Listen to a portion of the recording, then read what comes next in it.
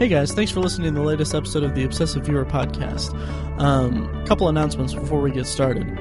First of all, our friend Pat Kuhn, who you can hear on our zombie episode from last month, he and his friend Tyler started a new podcast called The Nerds You're Looking For podcast. And it's a great podcast. Like, I'm not exaggerating because they're friends of ours or anything. I'm just genuinely pleased with their show. It's basically just nerd culture dissected by the two of them, and it's just really good stuff. They have some really good segments one's called Nerd Origins, where they talk about just basically stories from their past, from their childhood, and in relation to their experiences with the nerd culture. That's really cool. And they end every episode with a question, and it's just a really fun podcast, and I'm so happy that they got it running and that they're doing it, because I'm really enjoying listening to it. So check them out at The Nerds Podcast on Twitter, and The Nerds You're Looking For podcast on iTunes, and also at the nerdsyourlooking4.wordpress.com. My other announcement is that I was a guest on the Intermission podcast this week. I found the Intermission podcast through Reddit, and I've been just a fan ever since I started listening to them. So I was really happy that they asked me to be on their episode. It's basically four guys get together and they talk about movies and other kind of nerd-centric stuff, and it's also a really fun show, and I was just happy to be on it, and it was a good chat. So check them out at movieguys.org and the Intermission podcast on iTunes. So definitely do that. So great podcasting all around. As for this episode, it's Tragedy on the Screen. I hope you guys enjoy it. As always, you can find us on Twitter at Obsessive Viewer, at Obsessive Tiny, and at I Am Mike White. And also, don't forget to go on iTunes and rate and review us, and also vote for us at podcastland.com for Podcast of the Month, which we would really appreciate. It would really help us out a lot. Yeah, and as always, you can email us at ovpodcast@gmail.com. Without further ado, here's the episode. Hope you enjoy.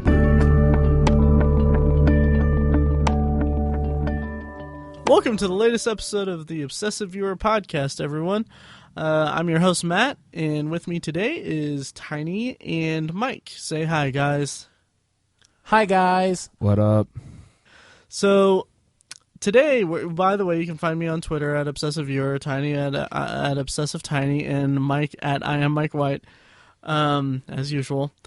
But today we're talking about tragedy on the screen, historical tragedy on the screen. These are kind of depictions of dark moments in our history, and how they've been adapted on the screen. So it should be a fun discussion.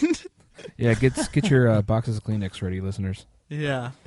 No, wait, our porn episode isn't until next season. Dang it, my bad. Oh, nice. Very well played, Matthew. Thank you. That was hilarious. Awesome. So this is our, I guess this will be our post-Thanksgiving episode, huh? Yeah, I think it'll... I'm not sure if I'm going to release it on next Friday, or maybe should we take a week off? Because I don't know. Maybe for the holiday. Take a holiday break? Yeah, we can do that. Maybe. We could. Yeah. Or we could just wrap this one up really quick and record a quick Thanksgiving one. Record it on Thanksgiving. No, nobody will be doing that.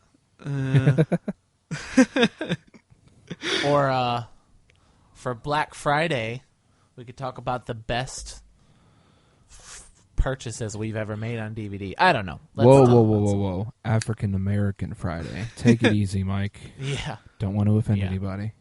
Or for Black Friday, we can do an episode about our favorite movies in the Friday franchise. Ooh. Interesting. Friday After Next? Yeah, I respect that one because it has security guards. Respect. Yep. All right, so yeah, let's get to our actual topic though, because I'm afraid that people are gonna have turned this off by now. Yeah. So yeah, Tragedy on the Screen. This is kind of the companion episode to, like, one of our early episodes, like pre-Mike episodes, History on the Screen, which was fun to record, but you know, Yeah. this one will be a little more nuanced, I guess. So We'll probably do a sequel to that one at some point because there's so much to choose from history wise. Oh yeah. This is kind of its spirited sequel, I guess. Yeah. So what do you guys think we about? should also add. Well, we should also add that the idea from this episode came with the 50th anniversary of the assassination of John F. Kennedy. Yes, Right. which November 22nd, 1963, of course. Right. And that's kind of where we got the idea from this. Yeah, and as we're recording, that anniversary is tomorrow, but we're not going to. Well, I'm not going to be able to release it tomorrow, so it'll be out after the fact. But the point is still made. It's yeah, still kind of a tribute to that. So speaking of which, the first movie I wanted to bring up is Parkland, which is a movie that I mentioned on the Potpourri section. It was actually before we called it Potpourri, of the History on the Screen episode. I was really excited to watch it. Have you guys seen it? I have not. No. Neither one? Nope, No, so it's just you, Matt. Interesting. Okay. Curious. All right, so Parkland is it's the story of the fallout of the JFK assassination, and it's told with sort of an emphasis, not really much of an emphasis, but somewhat of an emphasis on Parkland Hospital, the hospital where he was taken to. So it's through that perspective. But the thing that really drew me to it was that it was financed and produced and all that by the American Film Company, Right. who their mission statement is that they have that they want to create movies based on history and make it as historically accurate as possible. And this is their second movie, I believe, and their first one was The Conspirator, which wasn't that great. I liked it. I thought the acting was tremendous, and it was just an engaging enough story, but I just thought it was kind of missing something. It was missing the movie element of it. It felt a little too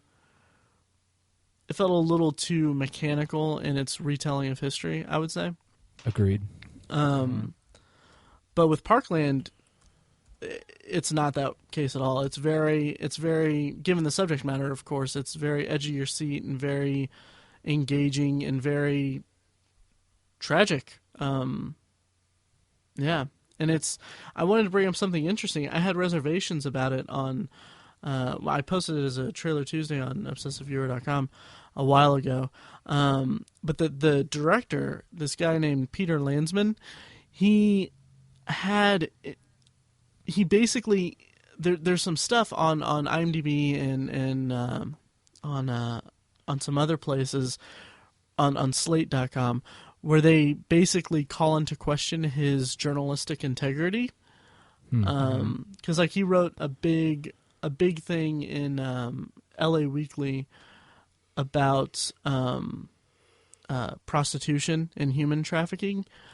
But there's a Slate article that just basically, and I'll throw all the links in the show notes to this, by the way, but there's a Slate article that basically raises a ton of questions about the validity of his subject matter and of his piece, and it paints him as like a sensationalist who will exaggerate or generate information to pad his stories. So I was interested. I was curious because I thought it was interesting that American Film Company would choose someone to write and direct one of their movies when their mission statement is to have historically accurate movies, and they have this guy who's kind of under fire for being kind of a sensationalist and embellisher, but if that's a word, but but the end product was good. The cast is amazing. It's got Marcia Gay Harden, Billy Bob Thornton, Zac Efron, who he doesn't have much to work with in it. He's not in it as prominently as like the trailers will have you believe, but he does a good job, and I honestly I think that he could do some pretty good dramatic acting if he's so inclined to do it. But it's also got Tom Welling, Paul Giamatti as Abraham Zapruder. Wow. And it's also got Ron Livingston and James Badgedale as Lee Harvey Oswald's brother, which he gives a really good performance. Which I have really high hopes for his career in the future. Same here. Yeah, so I recommend checking it out. It's on DVD and Blu-ray now and all that. I'll throw links in the show notes to where you can find it. Yeah. So and as far as I completely got away from the actual topic, I'm sorry, guys. That's okay. In its depiction of the tragedy of JFK's assassination and death, it did a good job. It did a good job of balancing. It didn't really pay much attention to the conspiracy stuff, but it did bring it up in a way. In a way that makes it feel like, oh, okay, well, that's the genesis of these crazy conspiracies and everything is just based on this one thing, or based on these little pieces of information. So, and I assume that it's all factually accurate, but it was a good movie. Definitely check it out. Cool. And nice. There's a bunch of other really cool stuff in the pipeline for American Film Company. I'm looking forward to that. To cool. their furthering their catalog. Nice. Same here. Sweet. Yeah. Sweet. Yep. So what do you guys got for us? I can go first if you want, Mike. Sure. Go for it. The first one I have on my list is a film that's it's sort of come to mean a lot more to me over the past year or so. The movie is Schindler's List. Yes. I know Mike is, or I'm sorry, I know Matt has seen it. Mike, have you seen Schindler's List? I show it every year. Oh, wow. In my class at school. Okay. Yep. Nice. Okay. I've seen it several times. Nice. Okay, cool. Then we'll all have something to talk about, unlike Mike's or Matt's. Right. Your name's supposed to start with M. Anyways, I saw Schindler's List for the first time when I was a teenager, I think. Excuse me. And it affected me the same way that I'm sure it affects most people. It was incredibly heartbreaking and tragic, but at the same time it has a very hopeful ending. But the film has come to mean a lot more to me over the past year because back in May I actually took a trip to Poland. My family is originally from Poland. Ethnically I'm like 80% Polish or something like that. I actually have family who still lives there. And that's why we went. One of my cousins was getting married, and we got to go to her wedding. It was an incredible trip. That's awesome. Yeah, but the reason that this film means more to me now is that most of the Schindler Jews were Polish. Of the 1,100 or 1,200 of them, I think almost over 1,000 of them were Polish. Wow. And I got to visit the city where they were imprisoned in the ghetto in Krakow. I got to go to that city, which a lot of people may not know. A lot of Poland was destroyed by the Nazis when they were leaving, so most of what you see in Poland is a recreation. But for some reason, they left Krakow alone, and so we got to see all this original stuff. It was really incredible. So the movie just means a lot more to me now. I sort of feel like it's those are my countrymen that I'm seeing on the screen. I had a really emotional and a really deep connection to that country now since I took that trip. It's probably one of the best experiences of my life. So I also got to go. I also visited Auschwitz when I was there, which is the worst thing I've ever seen in my life. Yeah, I know that's that's pretty obvious, but I still think it's something that everyone should see before they die because there's literally no other place like it in the world. So yeah, that's why this film means so much to me now. And what's ironic about it is that I bring it up because obviously the Holocaust is the worst thing that's ever happened in human history. So it obviously holds a spot on the list for most tragic movies. Right. But it is unique in the fact that it's about this person who sacrifices part of his reputation and his wealth to save these people that his countrymen essentially viewed as not even human. There was literally people may not know this as well, the Nazis literally had a list of ethnic groups who they considered human, subhuman, or not human at all, and the Poles were subhuman, and the Jews were not even. They don't even. They're not even. They treat dogs better than they treat Jews. So, so this guy risks so much to save these people that don't even qualify as humans, and so that's a pretty incredible thing. And at the end of the movie gets me every time when he feels like he hasn't done enough when he's getting ready to leave I think it's the Czechoslovakian country where he had his workers. But that gets me every time. And so it is a tragic story because it takes place during the most tragic event in human history, but it's also very hopeful, that he saves all these people. So it's an interesting juxtaposition to see those two things next to each other. And I think the hope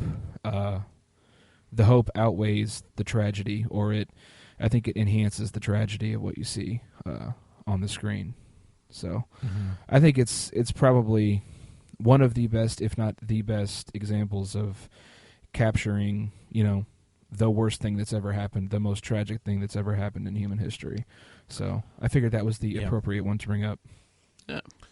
Yeah, certainly tragic. I like I've said many times, I'm a teacher, and we do a unit at the start of the new year. Not the new school year, in the spring semester. We start. We read Night by Elie Wiesel, which is an amazing book, haunting book. And to top it off, we watch Schindler's List because I like to talk about movies, and we talk about the production of the movie and those kinds of things. But it's even though I use it as a learning tool, it is still one of my favorite movies. Not favorite because it makes me feel good, but favorite because it's just so freaking well done. Yeah. What I point to most often when people ask me why I like it a lot is the evolution of Oskar Schindler's character, and how Liam Neeson is so good in three specific scenes at showing this evolution of character. I point to three. At the very beginning of the movie, we can see that Oskar Schindler is probably not that great of a man for a couple reasons. He's a womanizer, clearly. He's a con man at times, and he's also part of the Nazi party. We see at the beginning he's wearing his Nazi pin. So to look at this guy, we know he's the star of the movie, but he's not a great guy for the first hour of the movie, right? Right.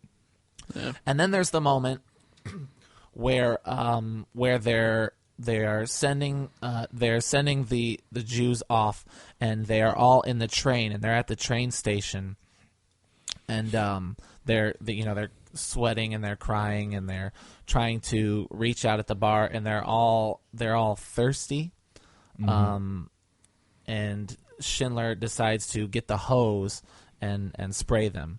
Right? Do you know what I'm talking about? Yep. And so he says spray, and Amon Gott, played by Ralph Fiennes fantastically, is there looking at him, and you can see that's the moment where they think something is off with Oscar. They're like, "What are you doing? You're just torturing them. You're giving them more hope." And you see the intensity in Liam Neeson, Oskar Schindler, getting this water in here. He's like, "No, more. We give them more. And just that, watching him switch to, I'm putting on a show for Gott, but I also want to help these people. And then, of course, the third one is at the end when he's speaking in front of the Schindler Jews that he saved. He is all good, and when Itzhak Stern says it is a total good, the list is a total good. I love those three scenes, those three parts in the movie. It really makes the movie for me. Absolutely. Yeah, good analysis. Yeah. Yeah, totally. And you mentioned Ralph Fiennes. He was perfect as, playing Amon Goethe, he was a perfect personification of, the Nazi philosophy, if you will. Because he was, there's the classic argument that all these guys were just doing their job. They were just following orders. That's the classic argument. But he was not that. He embraced embraced that prejudice, which prejudice is not the right word. He embraced that evil, and I think that was a good him versus Oscar Schindler. The juxtaposition of those two characters is again a great part of the film. There's the scenes where he and Oscar are talking, and he gives him the line, "I pardon you," right? And the little boy that is working for Gut is like not doing something he wants him to do, and he pardons him. But as the little boy is walking away, he like the rage inside him is building up so much he can't help but punish this boy, and he ends up shooting him. Is one of the most haunting scenes in the movie for me. Absolutely.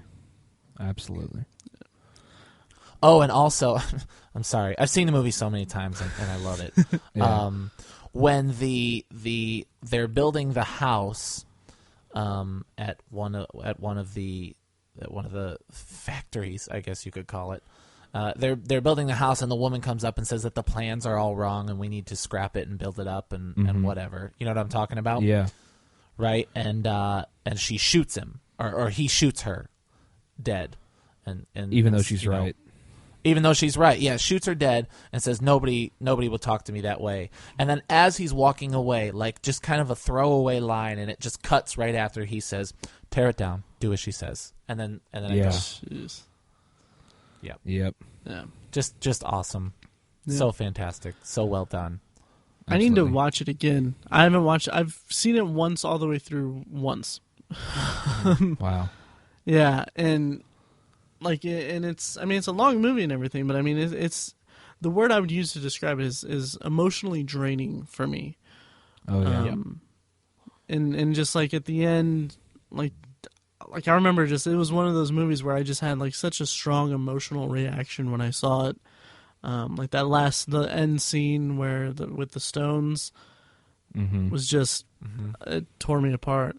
But I just need to watch it again. But it was a movie for me. It was a movie for me that started what I like to call my stack, which is a stack of movies and Blu-rays that I have purchased but have yet to watch. Now that doesn't mean I haven't seen them. It's just I haven't watched the copy that I spent money to own. You understand? And then so I bought it, Schindler's List, sometime in high school, maybe my junior year of high school.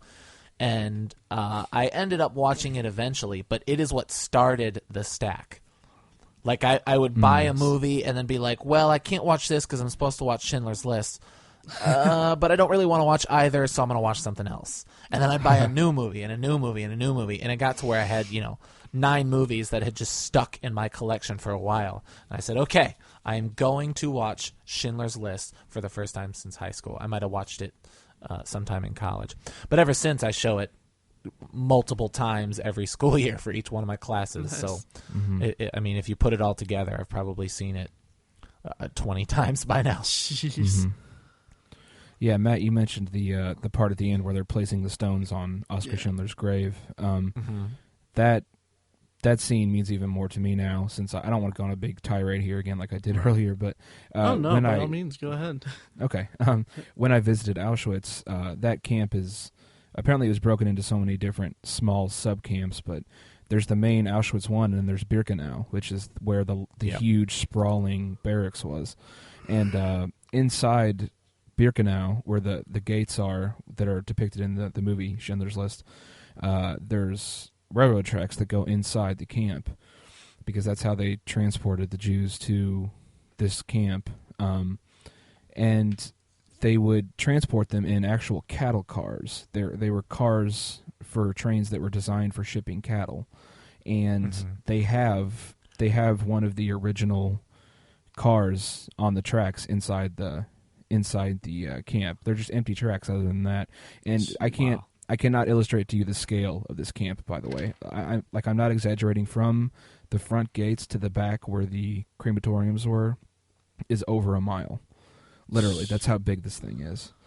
And there's this one cattle car there, and as you get closer to it, you realize that it is covered in stones, because that is part of Jewish custom. It's a sign of respect to place a stone on the car and on some kind of memorial. Which is essentially what this car is. I think when the camp was liberated by the Russian army, this car was found full of bodies, because the Germans literally just took off. Like, they didn't do anything with the Jews who were there. They just left. They just didn't care. And so I think they left these Jews locked inside this cattle car, and they were all dead. And as soon as I saw that cattle car, I placed a stone on it, and that was just, I just lost it, man. I broke down. That was probably one of the strongest emotional reactions I've ever had in my life, and it's just something. It's really something to see. And I love the way that Steven Spielberg made that such an event at the end of that film, that sign of respect at the end, because that, again, like I said, that part means so much more to me now, having experienced something like it in real life. So yeah. And I remember when you showed me the pictures from your trip, I was just like, man, I could barely process the information you were giving me. And I couldn't imagine being there and seeing it in person. Yeah. You can't process. I've watched the Oprah special with Elie Wiesel, and she is at a loss for words. Really? Someone as eloquent and articulate as Oprah, like, clearly, and I don't mean when she says there are no words, because that's clearly she doesn't know what to say. Right. But, like, you can clearly see her struggle to come up with the words to even say. I can't imagine being in there. I'm envious in a way that you've been that close to history, but not so because it's so tragic. You know what I mean? Yeah, it's something everyone should see. The worst part was the human hair. It is because all of that stuff. Yeah, all of the camp is just absolutely awful. But of everything you see, the worst thing, there's a room you walk into, and it's a glass enclosure, and it's about 40 yards long, 10 yards deep, and about 20 feet high, and it has 9 tons of human hair inside of it. It is the most horrible thing I've ever seen in my life. It's horrible. And you can't they thought they could sell. Yeah, you know what I mean. They shaved it off because they thought they could sell. They could turn a profit on their hair. Huh. Well, they used it. They used it for insulation in the U-boats. Yeah, that's what they used it for. And this is something I didn't know until I went there.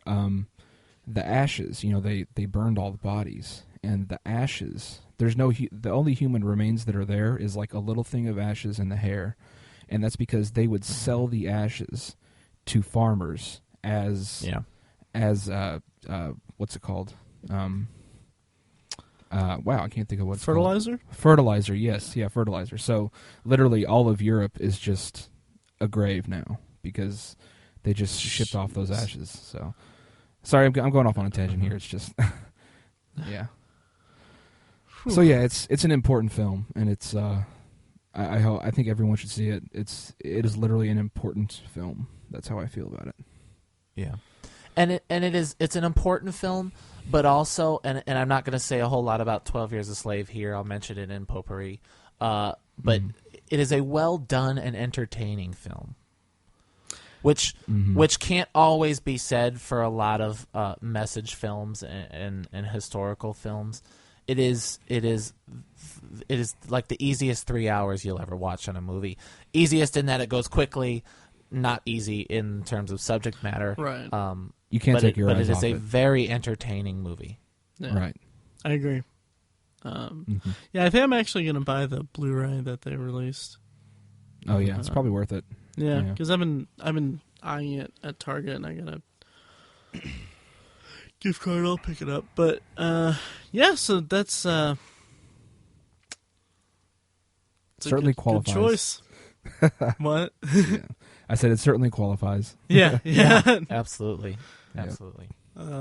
So, do you have one, Mike? What's your Yeah, I think we can kind of open up a conversation here. I think what would be interesting to do is we kind of take a tragedy and talk about movies about it. So I'm kind of going to talk about a couple of movies that are a reaction to probably the most influential historical event in our lives, the three of ours.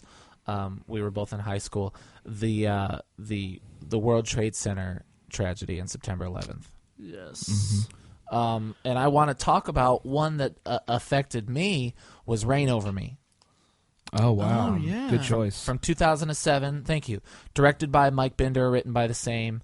Starring Don Cheadle, Jada Pinkett Smith, Liv Tyler, Donald Sutherland is in it, and Adam Sandler, which is why I bring up the movie. It is, without a doubt, hands down, Adam Sandler's best performance. Agreed.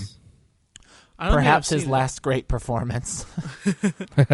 Oh, you've never seen it? I don't think so. I think I've seen bits and pieces of it, but yeah. And Tiny, you have? I have. I really, really liked it. Yeah. For those who haven't seen it, basically what it is it kind of starts with Don Cheadle's character, and as he's walking around, commiserating about his difficult job, he finds Charlie Feynman, who is his old college roommate, and who is Adam Sandler. And Adam Sandler's character just rides around on a scooter. He barely ever changes his clothes. Looks like he doesn't wash his hair. Hasn't had a haircut in a couple of years. Very, very strange, very odd man.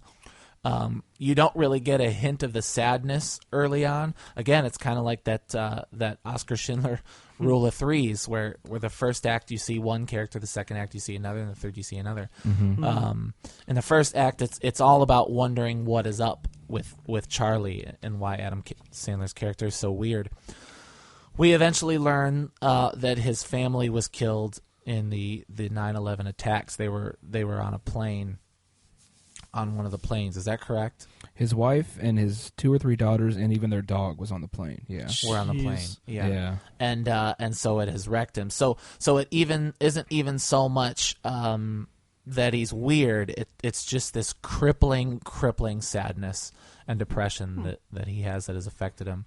One of my favorite aspects in the movie, and I'm sorry to spoil this for you, but it's been 6 years now. Yeah, the statute of limitations has expired on it. Exactly. One of the things that kind of shows tragedy over time is he keeps working on their kitchen. Is that correct, Tiny? He keeps remodeling the kitchen, yeah. He keeps remodeling the kitchen because he was remodeling it when they died. He was in the process of remodeling it. So he keeps rebuilding it, destroying it, and then rebuilding it again. And there's a scene of him destroying it at one point that is just fantastic. It ends on a difficult note. It definitely doesn't give you a wink and a smile. Right. You can tell that while Adam Sandler's character has made small steps, he certainly hasn't turned over a new leaf. But it's really about, in the end, friendship and finding people who help you through a tragedy. And just you got to point to the performances in that movie. It's just so fantastic, and such a surprise coming from Adam Sandler, who nobody has faith in anymore. Agreed. So while there are other movies that depict the tragedy, United 93, which we can talk about, and of course World Trade Center, which we can talk about if you guys want, and Tiny, you mentioned Schindler's List, which took place during the Holocaust. This is after, and I think it might have been current day, so it might have been 2007 in Reign Over Me when this movie came out in 2007. But it is more of a reaction to that, which I appreciated, because 6 years later we were still talking about it and still reeling from it, and we still are today, and we probably will still be for several years after that. But it was interesting to see what happens to the people who were directly involved, because everybody's got a story, but not everybody has the stories like Adam Sandler's character. Yeah, that's a great choice. Yeah, Thank you. I actually do think I've seen it, but it's been a while, so I'll have to check it out again. But yeah, it reminds me vaguely of you're talking about characters that have been traumatized by 9/11, yes, and stuff like that. But what'd you guys think of Extremely Loud and Incredibly Close? I never saw it. Really? Oh yeah, that was a decent film as well. It wasn't too much of the film rested on the shoulders of an 11-year-old kid. Yeah, which not to say, he was actually pretty good. I give him a lot of credit. He was good, but that's a tough guide through that subject. Yeah, but it was a very touching film, and it was similar to Reign Over Me in that it was a reaction to a loss during 9/11. Right.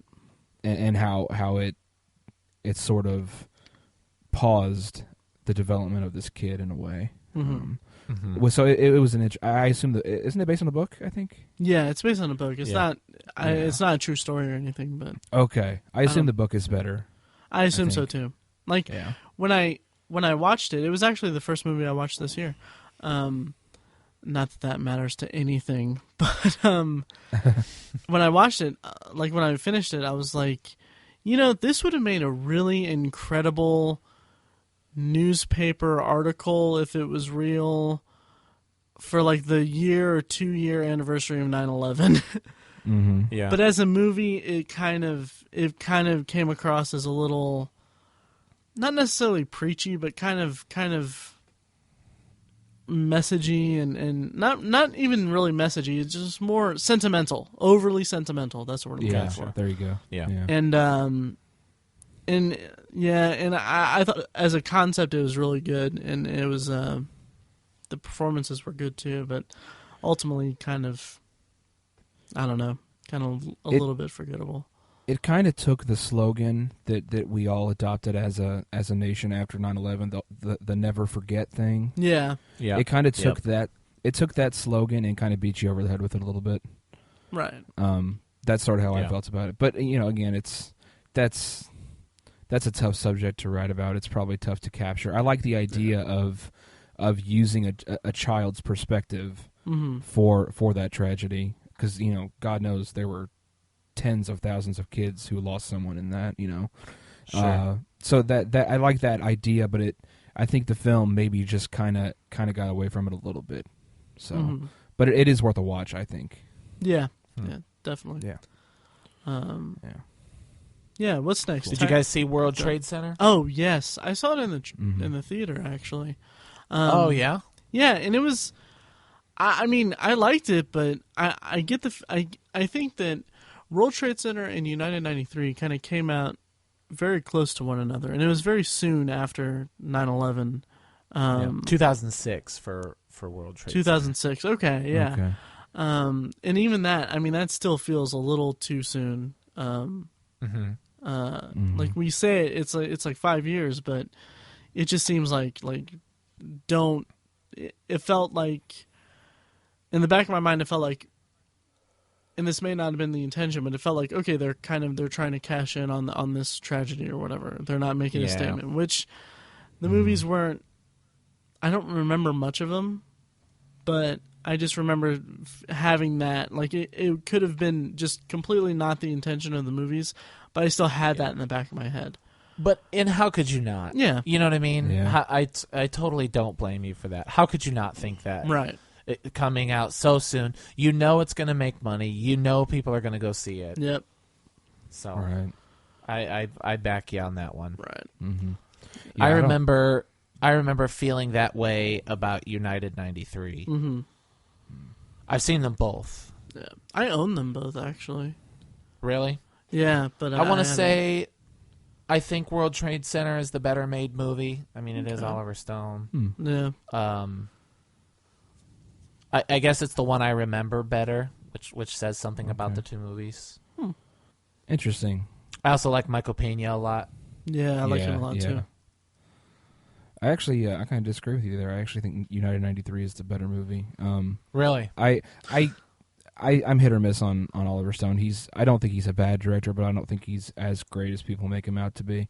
Yeah. And I don't know, for some reason World Trade Center didn't really do it for me as much as United 93, and I think part of the reason is because the whole story of United 93 was sort of lost. It was sort of lost in the whole shuffle of, 2,500 people were killed at the World Trade Center, so that's what people are primarily focusing on, but they kind of forget that there was this whole other plane that went down in Pennsylvania, and there was attack on the Pentagon and stuff like that. So that it was almost like experiencing the story for the first time with United 93, and that makes sense. And it was a little more action packed and in your face. Not to say that tragedy needs action or anything. It's just that it was more, there was more there to hold on to, in my opinion. And I prefer Paul Greengrass over Oliver Stone, actually. You know, I've never been a Bourne fan. Never liked the Bourne movies. Yeah. I know a lot of people don't like the shaky cam stuff, but it doesn't bother me. I actually like it. If memory serves, it's been a while since I watched United 93, but I feel like the shaky cam kind of worked for that. Worked in that favor. Yeah, totally. It had a participatory, effect to it. Yeah. Mm-hmm. Right. Yeah. And so those are.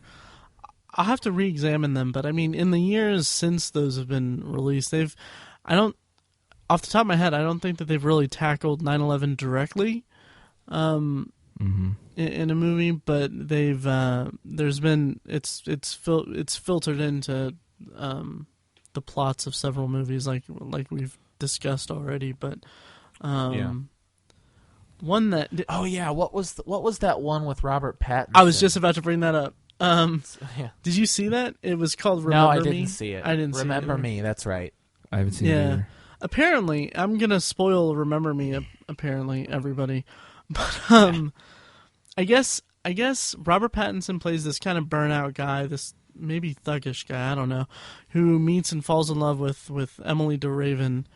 I think it's Emily DeRaven, and her dad is like abusive and is just an a-hole, who's played by Chris Cooper. So my understanding of the movie is that it's Robert Pattinson trying to get the guy's approval and butting heads with him, but ultimately gaining his respect.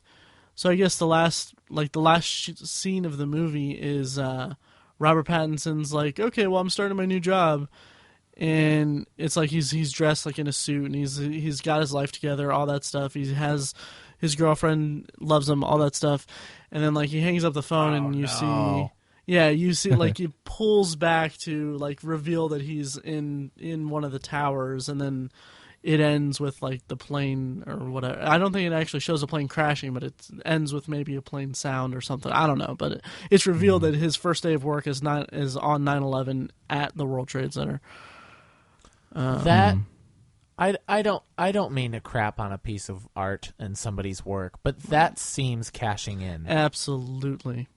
Yeah. Right? And I can't really... They are using that for the dramatic, tragic twist, and that is unfortunate. Exactly. Right. And it was 9 years... It was released 9 years after 9/11. It was...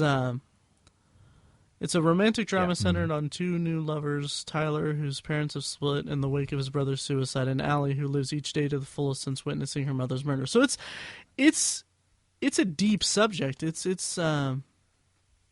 a big subject and all that, but it was directed by Alan Coulter, who has directed several episodes of Boardwalk Empire, a couple episodes of House of Cards.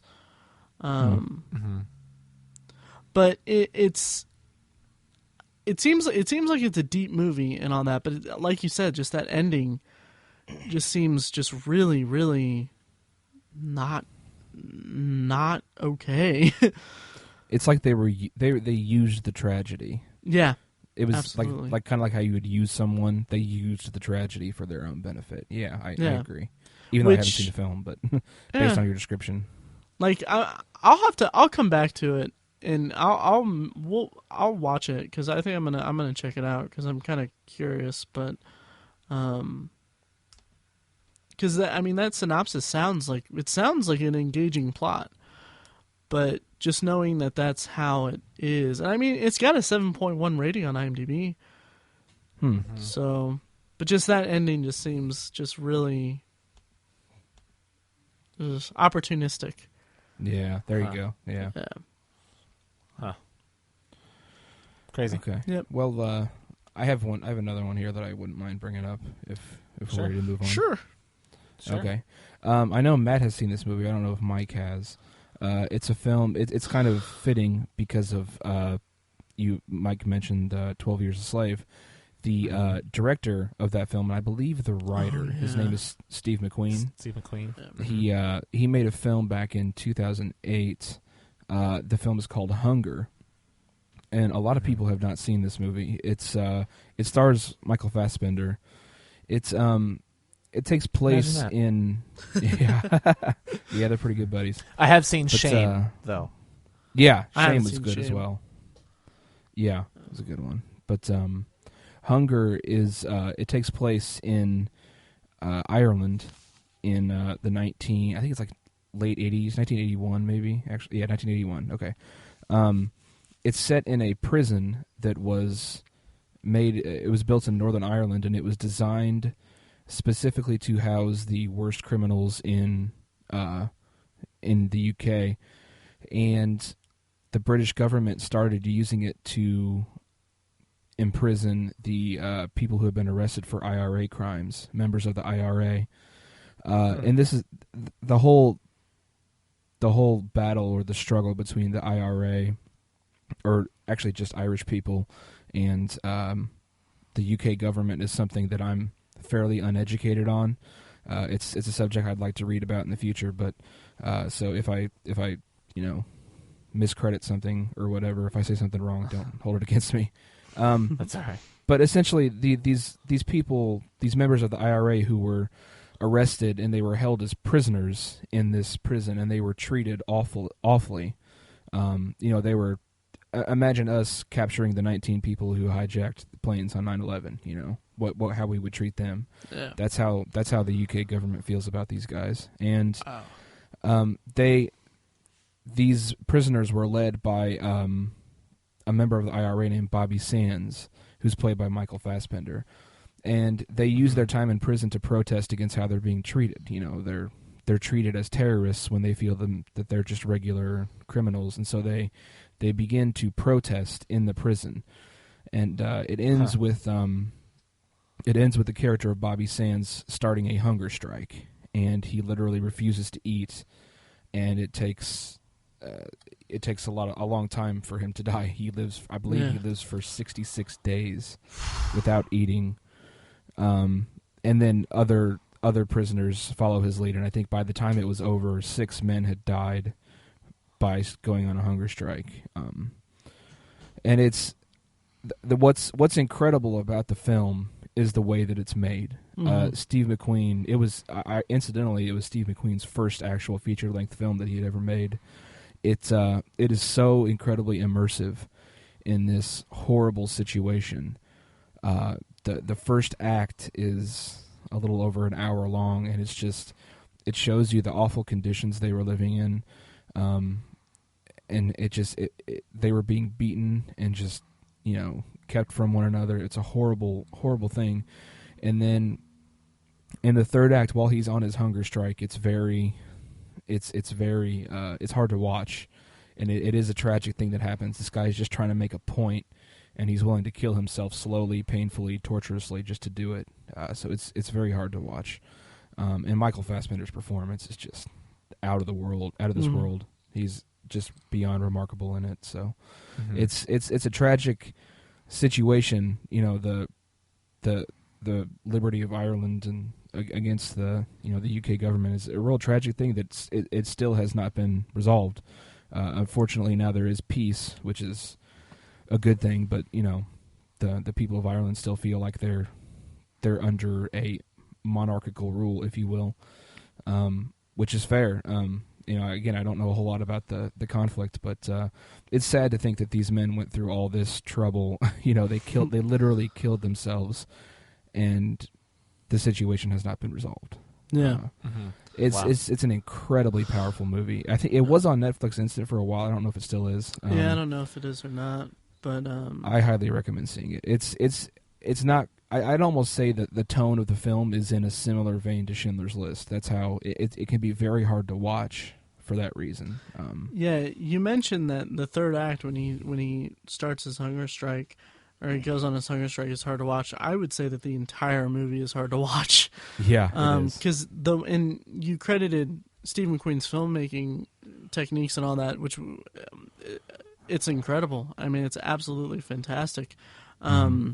The way that the sets are it's just so grotesque and he really shows just how horrible their conditions are and all that. And it is no longer streaming on Netflix here, at least here in the U.S., but Hulu Plus has it, and Amazon Prime has it.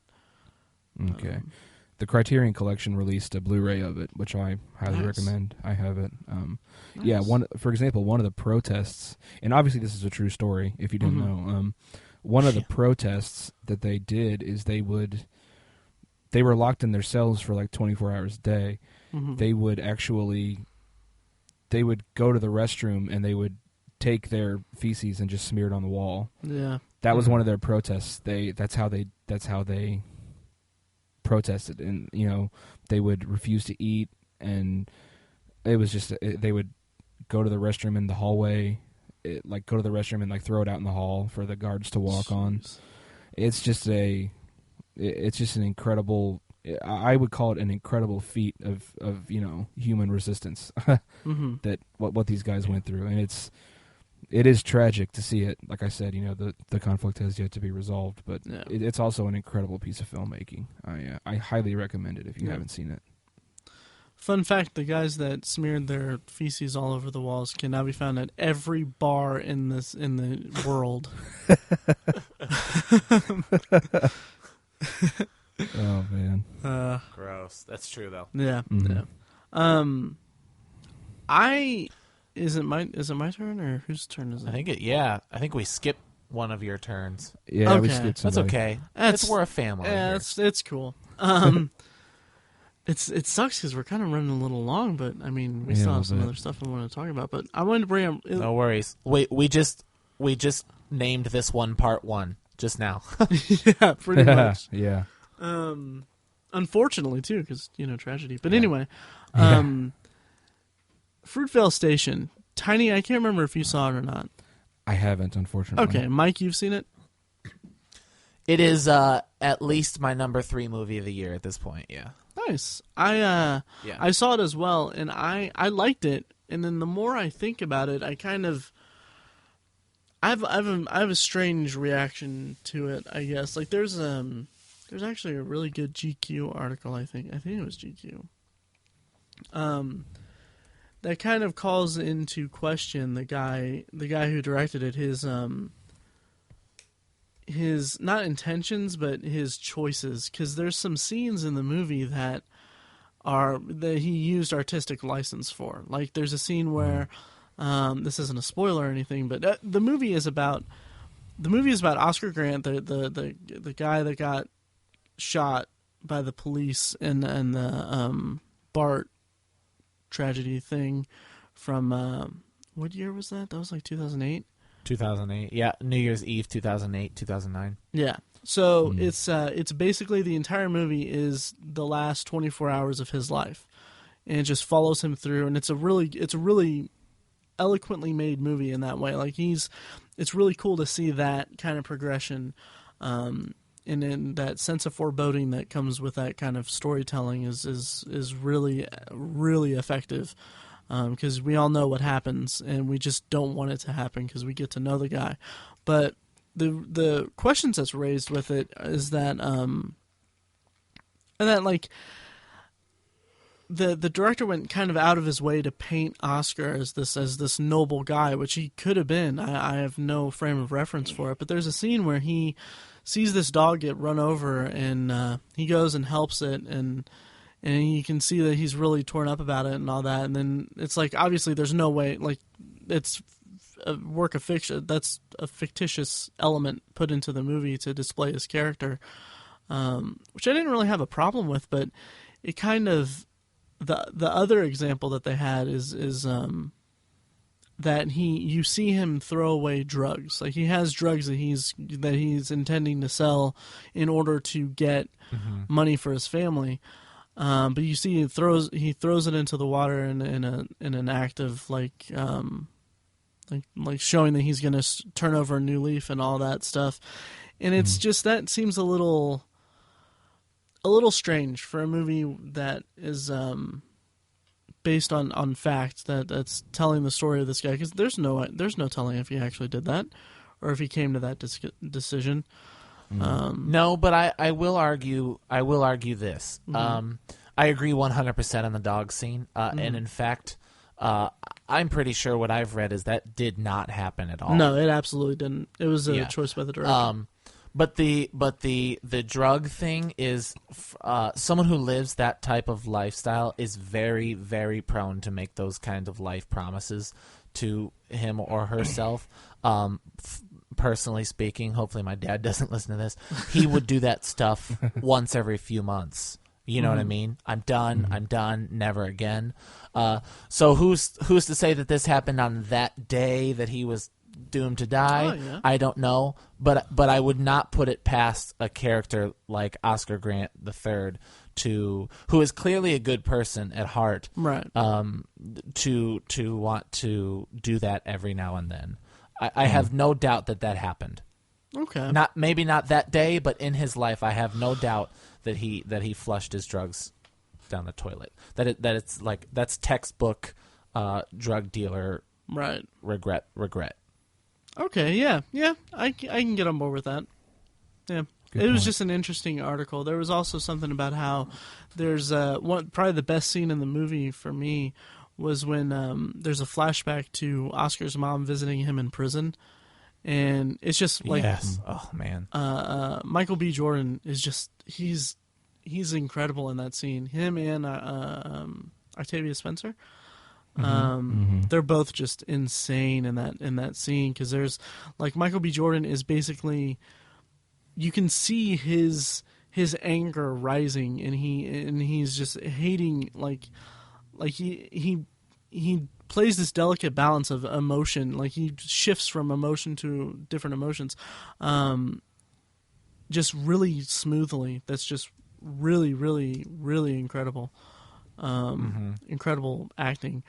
But yeah, and then the article that I can't really find it on Google, but the article also mentioned that there's virtually no time spent on exploring why he was in prison in the first place, because he apparently was stopped and either fired a gun in the air or something, or after acting belligerent towards some police officers or something like that. So it kind of seemed like the point of the article was that it was skewing the character toward one, almost propagandizing him. Almost, I hesitate to say that, but kind of skewing the character into a certain mold for the viewer to sue. The character should have been more ambiguous. Morally ambiguous. Oh yeah. Instead of my thing is, I see where the article's going, but I think it did enough of a job that I liked the way the movie made it more entertaining and him more sympathetic, and I really just love the character. It adds to the tragedy. Yeah, I think the direction choices that Ryan Coogler made. I mean, I see what they're saying, and I think they could have left it a little more ambiguous, but I do of course think that there is some moral ambiguity there. I mean, we know this is a guy from the wrong side of the tracks. We see it. We know he's not always a great guy. But it seemed the dog scene's a little much. Yeah, it seemed like it was a little. In retrospect, I'll need to see it again, but it seemed like he was. It was a little Hollywood in its interpretation of it, because I mean it felt real, like the way that he went through his day and all that stuff. It felt real, but it also kind of was wrapped up in this whole big thing that was like very, very Hollywood message heavy kind of movie. Does that make sense? Sure. Yeah. But right. I still enjoyed the movie quite a bit. Actually a lot. It was and by the end, like you just, I mean, when they show what happened, when they show what happened, it's really heartbreaking, and it's, yeah, it was really something. It was really good. Yeah, but it's tragic. If anything, see it for the performances. So Michael B. Jordan and Octavia Spencer. Absolutely. Awesome. Which are both great, but it's interesting to hear opinions on that. Yeah. Cool. Okay, cool. Anything else we want to bring up? I kind of wanted to touch on Pearl Harbor and Titanic, but we're at an hour. We should start Potpourri pretty soon. So yeah, that's true. Well, yeah, I agree. Come back for part 2. Yeah. Yeah. We made our listeners cry enough. Right. Yeah. We saved the fun discussions for part 2. Yeah, exactly. Well, Pearl Harbor is a tragedy of a movie on its own. Yeah.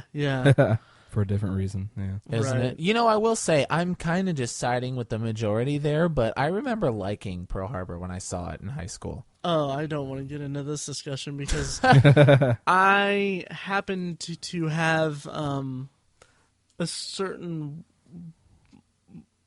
online journal that documented my life. And I remember when I saw it, I think my Is it a journal that's live? It is a journal that's live. But it I remember, I think the exact words I used in that, granted I was 15 at the time, was, it was hands down the best movie I've ever seen in my entire life. This is the greatest thing ever. Oh, no. Oh, to be a kid again. Yeah. Oh, yeah. That is too funny. Yeah. That is too funny. Well, I'm glad. Now, when you said, "Oh," I was like, "Oh, geez." I just embarrassed myself by saying I liked it. I haven't seen it. It came out in 2001. I haven't seen it since like 2002. So I will say it's been a long time. Yeah. But I do remember liking it. Yeah, I remember liking it that one time, and then eventually I kind of grew better opinions of movies. Yeah, we can bash it next time. Yeah, so we can come back for part 2. Yes. Date tentative. Yes. Yep. Well, we had a pretty good, I think, discussion on Tragedy on the Screen. We made the executive decision to call it part 1 about halfway through, so we'll look forward to part 2 of that. But, of course, we must move on to everybody's favorite part, Potpourri, where we talk about whatever we want to talk about that has to do with the screen. Things we're looking forward to, things we've seen, things we just must talk about. So I always like to throw it off to you guys. Tiny, what do you want to talk about? Okay, just to kind of lighten things up a little bit after what we just talked about. Yeah, that was a little depressing. Just a little bit, yeah. I'm going to go with something kind of fun that I watched recently. I watched the movie The Heat, starring Sandra Bullock and Melissa McCarthy, directed by Paul Feig. It was I actually really enjoyed it. I thought it was a really funny movie. Definitely follows the cop buddy format, but with the little bit of a twist that it's 2 women, which is kind of different. I really love Melissa McCarthy in it. I thought she was hilarious. She's just a force to be reckoned with when it comes to comedy. One of the things that helped the movie is it was rated R, so she had free reign to just curse like crazy. She just has great delivery when she's allowed to curse like that. It was a good, classic contrast between the 2 characters. One of them was real uptight and proper, and the other was just a crazy, brazen kind of person who cursed all the time. So it was just a lot of fun. There's a really funny running gag about albinos through it that's just so funny. So yeah, it was fun. I definitely recommend checking it out. Nice. I actually saw it in theaters when it came out. Oh yeah, and I agree with you. I really liked it a lot. I might have mentioned this before, and I definitely mentioned it in a write-up about in 2011 when I did my movie recaps, and I thought Melissa McCarthy was one of the weakest parts of Bridesmaids. I know that I'm in the very, very small minority when it comes to that. Most people love her, but that's a conversation for another podcast. But she was really good. She was really good in the movie. Sandra Bullock was really good. It was really funny. I like the guy that Melissa McCarthy is chasing at the beginning of the movie, and just some of the lines. The way he reads them, I was just sitting here doing my Sudoku. Yeah, I thought that was really pretty funny. So it was good. Yeah, it was a good movie. Nice. I've heard really good things. I haven't seen it yet, but I'm a Paul Feig fan though, so yeah. worth seeing. Nice, awesome. Yeah. Cool. I know that earlier in the podcast I said I was going to talk about 12 Years a Slave. But it's so good. I think I'm going to save it for our end of the year discussion. Nice. And I'll wait till you guys see it just because it deserves more of a discussion. Right. We me and Tiny were we went to see a movie. When was that? Last weekend? The weekend before? Last Friday. Yeah, but he wanted to see 12 Years a Slave, and I was like, I'm gonna be really tired. So do you mind if we see Thor 2? So I feel a little bad. Yeah. Blame it on that, guys. You know, because you were tired, it was probably best Yeah. you saw Thor 2. Yeah, because when he mentioned 12 Years a Slave, I was like, all right, IMDb, 2 hours, 14 minutes. That's going to be a Friday. I'm going to be up all day. Yeah.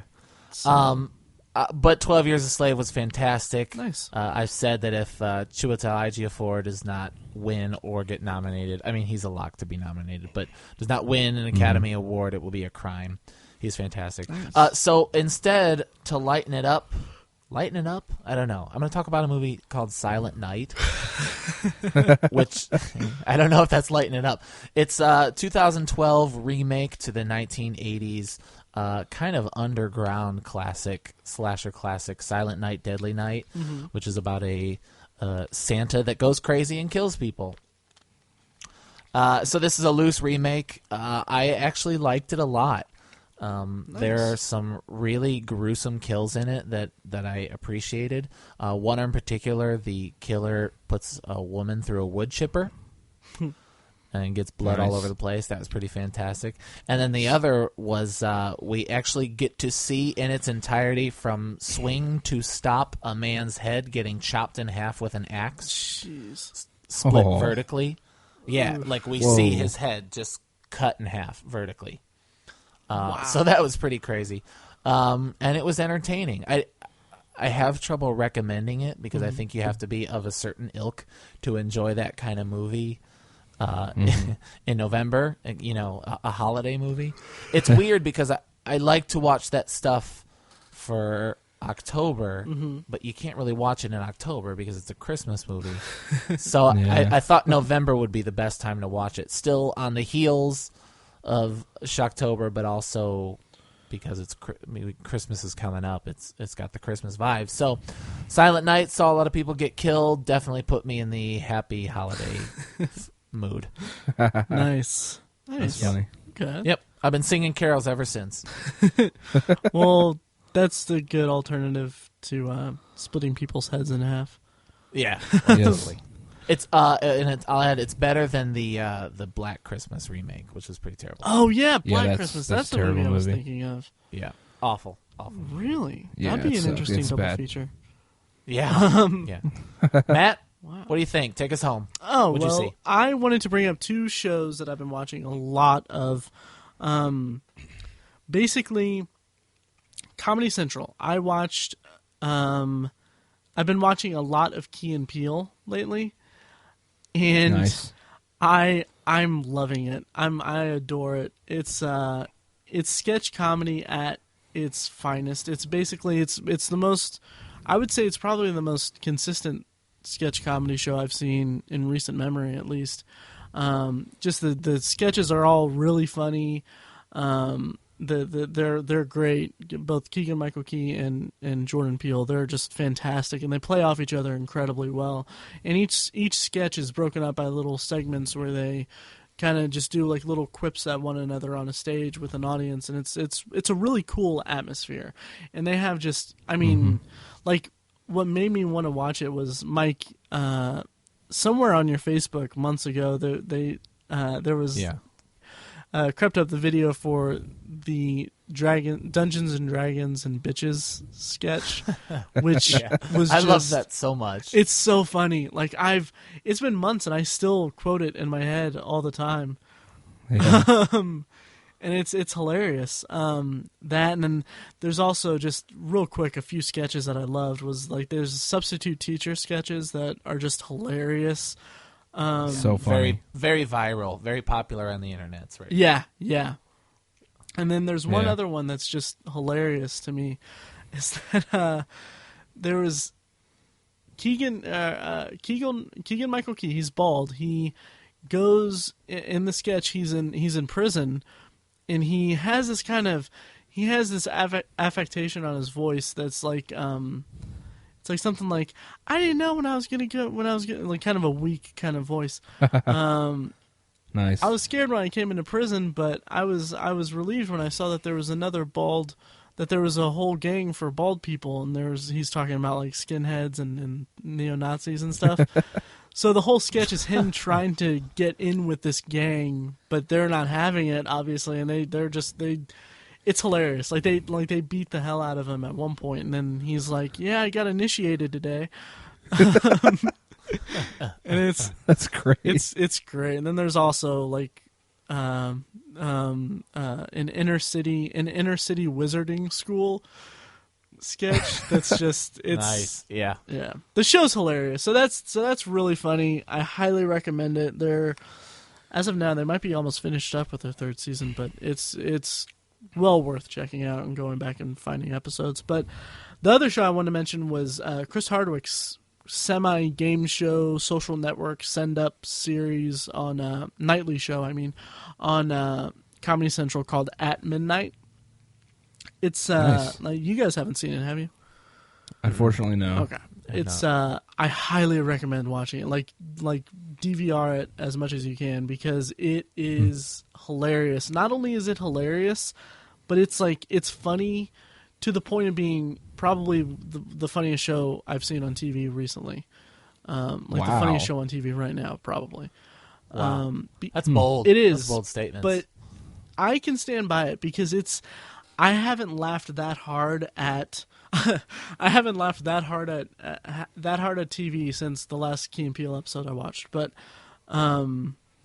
it's really funny. It's basically comedians are they have podiums and they're competing against each other, but the points are ultimately meaningless. But and Chris Hardwick is just giving them stuff to riff off of. He's giving them tweets, Craigslist postings. There were posts from cafemom.com, which is apparently some mother website or whatever, that was like very vulgar kind of stuff. And then the videos, clips, all that stuff. It's hysterical. It's really funny because it's just basically comedians just jumping off of these topics that are just in and of themselves hilarious. It's basically what shows like Tosh.0 and shows like that strive to be, or never really understood that they could have been, if that makes sense. Because all they do is they just show the clips and all that and be done with it and say like funny things. But this makes it just work for the show in a way that I hadn't seen before, and it's really working in their favor. And of course, I love anything Chris Hardwick does. So it's really cool to see him do that. Awesome. Yeah. Cool. So it's good. Oh, and also they play a game occasionally that was from Reddit called "Make Me Cringe in 3 Words." And there's a bunch of stuff that was really funny, but I can't remember who the comedian was. It was a woman, but she was like, all she said was, like looking at Chris, she was like, singled out reunion. Oh, that's awesome. I thought that was just brilliant. That's funny. Yeah, so definitely check out At Midnight. And so I think that about wraps it up for Potpourri, doesn't it? I think it does. That should do it. All right. Well, I'm gonna bring us home. out, and this is gonna be better than before. And the listeners have no idea what I'm talking about, but Yeah. Well, okay. Full disclosure: this is take 2 of Potpourri. yes. That's what he's referring to. So Thanks, Mike. here we go. No pressure. Okay. You messed up the first one horribly. I did. It was a mess. And this one could be the episode that Chris Hardwick actually listens to. Yes. So no pressure here, Matt. Okay. All right. Take us home. Thank you for listening to the latest episode of The Obsessive Viewer. As always, I'm Matt. You can find me at Obsessive Viewer. Tiny can be found on Twitter at ObsessiveTiny. And Mike can be found at I Am Mike White. Of course, you can also find the blog and podcast on Facebook at The Obsessive Viewer. Just type it in, you'll find it easily. We love it when you like our page. It's really fun for us. to see the little notification. So please do that. And then you can also find back episodes of the podcast at ovpodcast.com. And go on iTunes and subscribe, rate, review. We love hearing feedback from you guys, and we really want more reviews because that really does a lot to help us. Of course, you can also find the blog at obsessiveviewer.com where we post content semi-regularly. I've kind of dropped off a little bit on posting it because I've just been swamped, but it'll get better, guys. So other than that, email us at ovpodcast@gmail.com. If you want a private message to us, do that. We love hearing feedback. Any topics you want us to discuss, any movies you want us to review, any shows you think we should be watching that we're not. And if you want to be included in the show, send us like an audio file or something if you want like your own little review or whatever on a segment of the show. We could probably do that. It'll be so. That about does it, I guess. That was a little bit better than the first take, but you nailed it. A little bit. You nailed it. Oh well.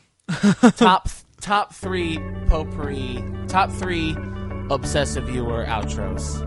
Wow. Matt. Wow. That was Yeah, it's beautiful. okay. Well, I hope that this is the one that Chris Hardwick listens to. So. Yeah. All right. Well, thanks for listening, guys. Thanks. Yeah, thank you guys so much.